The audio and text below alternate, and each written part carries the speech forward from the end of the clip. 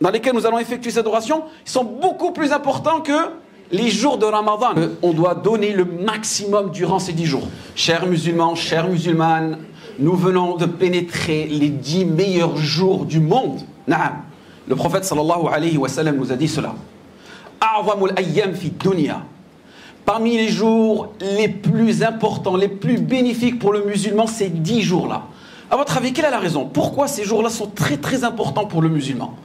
Durant ces 10 jours, Allah subhanahu wa ta'ala a juré. Wal fajr wa layalin ashar. Durant ces 10 jours-là, Allah subhanahu wa ta'ala a parachevé notre noble religion. Al-yawma. Allah subhanahu wa ta'ala nous dit Al-yawma akmaltu lakum dinakum. Notre religion a été parachevée. Durant ces 10 jours-là, Allah subhanahu wa ta'ala a décrété les jours du Hajj. Ces 10 jours-là, ils se retrouvent parmi les mois les plus importants pour le musulman. On est dans des mois sacrés. Durant ces 10 jours-là, nous jeûnerons un jour qui expiera nos péchés antérieurs et postérieurs, qui sera Yawm al-Arafah.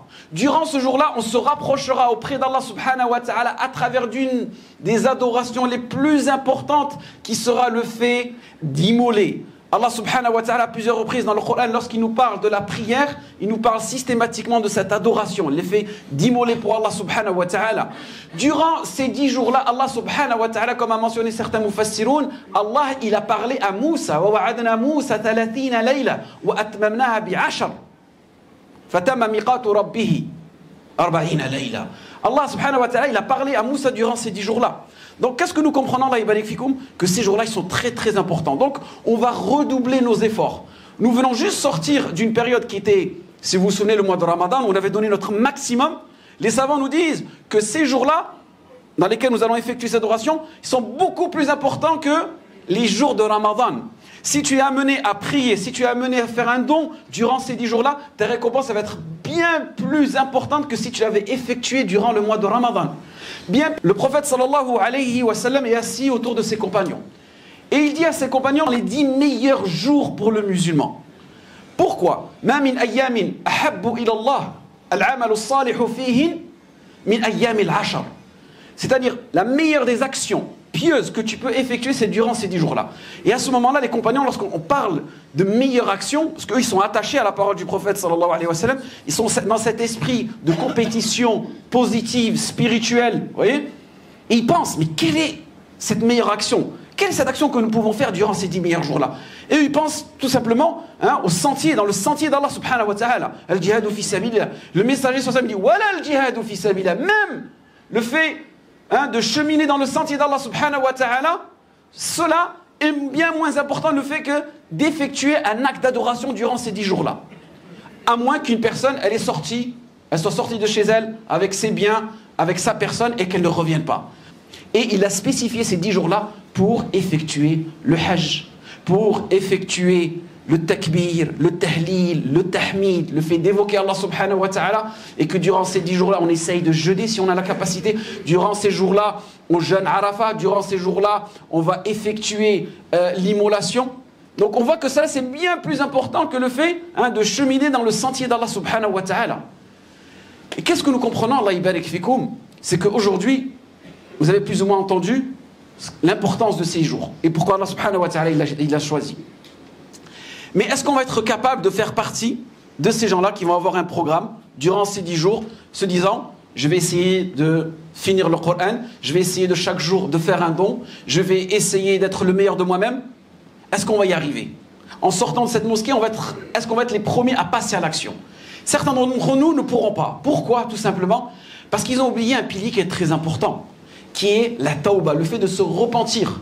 Si aujourd'hui, on se retrouve à marcher avec des carcans dans les pieds, et qu'on n'arrive pas à cheminer vers Allah subhanahu wa ta'ala, c'est que nous avons des péchés. Donc dès maintenant, pour nous, c'est une opportunité de se repentir envers Allah subhanahu wa ta'ala pour pouvoir enfin rentrer dans cette catégorie de personnes qui vont bénéficier de ces meilleurs jours du monde. Aussi, quelque chose qui est très important, c'est que j'en suis sûr, la plupart d'entre nous aujourd'hui, on a des conflits familiaux, professionnels, avec nos voisins, ainsi de suite. Le prophète sallallahu alayhi wa sallam nous dit, celui qui a rompu les liens de parenté ne rentrera pas au paradis. Dans un autre hadith rapporté par At-Tirmidhi, le prophète sallallahu alayhi wa sallam, il nous dit qu'Allah subhanahu wa ta'ala, il va retrancher sa miséricorde à celui qui rompt les liens de parenté. Et combien d'entre nous, on appelle à la bonté, on appelle à la piété, alors que l'on ne s'entend même pas avec nos parents, on ne s'entend même pas avec nos enfants, on ne s'entend même pas avec nos tantes, nos cousins, nos neveux, nos nièces. Donc, il est très très important, là, Ibarak Fikoum, d'utiliser ces 10 jours. C'est une sorte de tremplin pour nous, c'est une opportunité pour se rapprocher, de nos voisins, de nos proches et d'autrui. Ensuite, l'une des meilleures façons pour que tu sois généreux envers toi-même, c'est d'effectuer ce qu'Allah subhanahu wa ta'ala t'a rendu obligatoire. Essaye dès aujourd'hui de ne rater aucune prière à la mosquée, si c'est possible. Et encore mieux, si tu peux faire partie des gens qui feront partie de Takbirat al-Ihram. Faire partie aussi des gens, là on est tous capables de prier le Fajr à la mosquée et Salat al-Isha à la mosquée. Donne-toi ce programme. Parce que qu'est-ce qui se passera, Inch'Allah? Si tu arrives pendant 10 jours à rester constant, Allah subhanahu wa ta'ala à ce moment-là, il va mettre dans ton cœur l'amour de cette ibada, l'amour de cette adoration, et peut-être ce sera un tremplin pour toi que toute l'année tu ne rates plus Salat al-Fajr et Salat al-Isha à la mosquée. C'est des jours de barakat, c'est des jours de bénédiction. Et fais attention de ne pas faire partie de ce qu'Allah subhanahu wa ta'ala nous a mentionné. Il y a certaines personnes, Allah, il répugne leurs adorations. C'est-à-dire qu'Allah subhanahu wa ta'ala, il peut mettre dans ton cœur la paresse, la fainéantise, te ramener plein d'excuses. Et tu penses que ces excuses, elles sont légitimes. Mais en vérité, Allah subhanahu wa ta'ala, il veut juste t'éloigner de son chemin. Parce qu'il y a des personnes aujourd'hui, ils te disent, moi, alhamdulillah, tout ce qui est dunyawi, j'ai pas à me plaindre, j'ai un travail, j'ai ceci, j'ai cela. Et ils pensent, étant donné qu'Allah subhanahu wa ta'ala lui a facilité les chemins de ce bas monde, ils pensent qu'Allah subhanahu wa ta'ala, il aime. Et ça, c'est la plus grande des erreurs. C'est une forme de istidraj. Là, on est dans l'inadvertance totale. En réalité, peut-être qu'Allah subhanahu wa ta'ala, il veut tout simplement t'éloigner de son chemin. Donc fais attention de ne pas faire partie de ces gens-là. Et lorsque la paresse te touche, ou la fainéantise, ou toutes ces excuses, il faut que tu aies une sorte de signal. Oh, peut-être qu'Allah subhanahu wa ta'ala veut m'éloigner du chemin.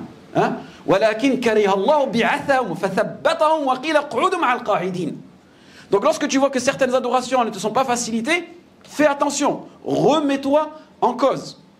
Parmi les actions que nous ne devons pas délaisser, qui sont super simples durant ces jours-ci, et ça c'est vraiment toute personne qui peut y avoir accès, tu n'as même pas besoin d'être face à la Qibla, tu n'as même pas besoin d'avoir tes ablutions, tu n'as pas besoin d'être pubère, c'est le dhikr, le fait d'évoquer Allah subhanahu wa ta'ala. Le fait d'évoquer Allah subhanahu wa ta'ala. Regarde aujourd'hui, tu es sorti de chez toi. Est-ce que tu as fait partie des gens qui ont dit Alhamdulillah, Allahu Akbar, la ilaha illallah, wa lillahi alhamd, subhanallah, alhamdulillah. Pourtant c'est simple, ça halala. Mais est-ce que tu en as fait partie? Non. Donc tu vas te poser une question. Comment ça se fait qu'une adoration elle est si simple et j'arrive pas à l'effectuer? Donc dès maintenant, c'est une occasion pour toi de renouer vers Allah subhanahu wa ta'ala. Là, on a parlé de l'évocation. Quelque chose de très important pendant ces 10 jours, comme l'a rapporté Anas ibn Malik radiyallahu anhu, il a demandé au prophète quelle est la meilleure invocation. Demandez à Allah subhanahu wa ta'ala. Qu'est-ce qu'on va demander à Allah subhanahu wa ta'ala? Meilleure invocation répétée. Et là, on voit que le prophète sallallahu alayhi wa sallam, il nous veut la facilité. Vous la connaissez tous et toutes. Rabbana atina fid dunya hasana. Oh Allah subhanahu wa ta'ala, accorde-nous la meilleure des récompenses dans ce bas monde et dans l'au-delà et préserve-nous du feu de l'enfer. Donc n'hésitez pas. Ça c'est vraiment deux choses que tout musulman, toute musulmane aujourd'hui doit prononcer tous les jours, pendant 10 jours. Le tahmid, le tasbih, le tahlil, le takbir et cette invocation. Parfait. Ensuite, n'oubliez pas aussi de faire des dons durant ces 10 jours. Énormément d'associations ont besoin de votre aide. La mosquée, n'oubliez pas que la mosquée, le 25 mars prochain, elle risque de fermer. Donc on a besoin aussi de vos dons. Et ces dons, à ton avis, on se dit on a besoin de vos dons, mais en réalité je me trompe. C'est vous qui en avez besoin de ces dons-là. Et ce don-là, tu sais où est-ce que tu le trouveras? Le jour du jugement. Le messager sallallahu alayhi wa sallam dit durant le jour du jugement, il y aura une telle chaleur, il n'y aura aucune ombre. Et tu verras des personnes, elles auront une ombre. Mais d'où elle vient cette ombre-là? Et c'est à ce moment-là que le messager sallallahu alayhi wa sallam dit il y a une catégorie de 7 personnes. Parmi ces personnes-là, il y a une personne, elle a fait une aumône cachée, sans que personne sache ce qu'elle a fait. Même sa main droite, sa main gauche, il est impossible pour elle de déterminer qui a donné. Et au moment où tu as donné cette aumône, Allah subhanahu wa ta'ala, il en fera que ce soit une ombre pour toi, le jour du jugement. Donc, qu'est-ce que nous comprenons, Allah ibarik fikum? qu'on doit donner le maximum durant ces 10 jours. Et si tu avais toute occupation, tu devais voyager, tu devais faire je ne sais pas quoi, retarde cela. Calise-toi sur ces 10 jours. Parfait? Est-ce que vous êtes prêts, Inch'Allah? Hein? À fond? Non mais vraiment, sérieusement, pendant 10 jours, on se donne à fond. On essaye de prier à la mosquée au maximum. On essaye de lire le Coran au maximum. Allah subhanahu wa ta'ala dit « Inna nahnu nazzalna dhikra wa inna lahu la hafidun » Le dhikr, l'évocation, la meilleure des évocations, hein, c'est la parole d'Allah subhanahu wa ta'ala. Tu te fais un petit programme, tu essayes de lire un maximum. Tu as 10 jours. Ceux qui ont l'habitude de lire, 10 jours, 3 hizb le matin, 3 hizb le soir, une demi-heure, tu peux faire une khatma. Une khatma dans les 10 meilleurs jours de l'année d'Allah subhanahu wa ta'ala. Alors que subhanallah, lorsqu'on nous envoie des offres, on nous envoie des emails, on nous appelle pour des choses mondaines, étant donné qu'on arrive à les comprendre, on arrive à les toucher, elles sont palpables, on arrive à les sentir, on est les premiers qui courent. Hein? Regardez juste quand il y a des promotions, les gens ils se battent pour du lait, pour du sucre, pour des couches. Et toi là, tu ne veux pas te battre pour une place au paradis, tu ne veux pas te battre pour une place qui va te permettre de te rapprocher auprès d'Allah subhanahu wa ta'ala. Donc faisons preuve un peu de logique, faisons preuve un peu d'intelligence et arrêtez de penser et de courir après cette dunya. Changeons nos cœurs.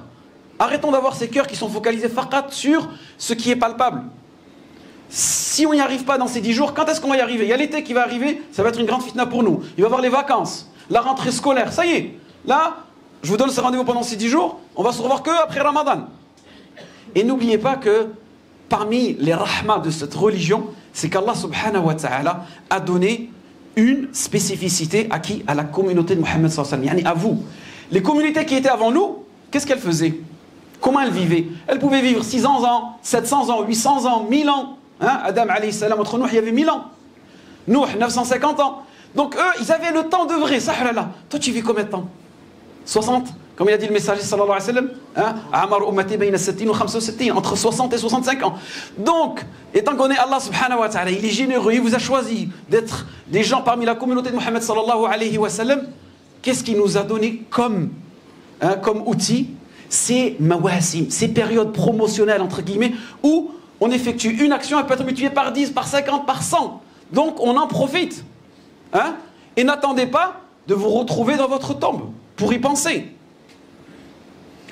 En espérant que ce rappel a été bénéfique pour vous et moi. وفقكم الله لما يحب ويرضى واخر دعوانا الحمد لله رب العالمين ربنا آتنا في الدنيا حسنه وفي الاخره حسنه وقنا عذاب النار. Il y a des frères, des sœurs qui m'ont demandé de faire des invocations pour eux. Allahumma shfi marda al-muslimin, Allahumma shfi marda al-muslimin. Énormément de nos frères et nos sœurs sont touchés par des maladies. Il y en a, c'est des maladies spirituelles, des maladies fonctionnelles, organiques. Différents types de maladies. On demande à Allah subhanahu wa ta'ala qu'il les guérisse dans ces jours, dans ces jours bénis. On est dans les meilleurs jours de l'année. On demande à Allah subhanahu wa ta'ala que ces jours-là soient des clés de réussite, des clés de la tawba, des clés du bien, des clés du bonheur. Qumu li salatikum.